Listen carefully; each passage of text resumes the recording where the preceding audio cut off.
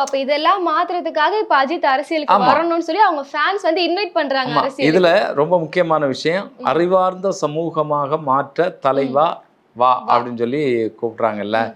இதுதான் ரொம்ப ரொம்ப முக்கியமான விஷயம். ம். இதுல நம்ம பார்த்தோம் ஏற்கனவே நம்மளும் பேசியிருக்கோம். எலெக்ஷன் அன்னைக்கு வந்து விஷால் சைக்கிள்ல வந்தார். ஆமா. சைக்கிள்ல தளபதி வந்துட்டு மாதிரியே. ஆமாமா. சைக்கிள்ல வந்துட்டு அவரும் வந்து நானும் எதிர்காலத்துல ம். அரசியலுக்கு வருவேன் அப்படின்னு சொல்லி ஆமா. சொன்னார். அவருக்கு எங்கேருந்துடா இந்த ஆசை வந்தது அப்படின்னு சொல்லி விஜய பார்த்துதான். ஏற்கனவே ஒரு இந்த ம். ஒவ்வொரு எலெக்ஷனுக்கும் பார்த்தீங்கன்னு சொன்னா ஏதாவது நடிகர்கள் நானும் அரசியலுக்கு வரேன் நானும் அரசியலுக்கு வரேன்னு சொல்லிட்டு இருப்பாங்க.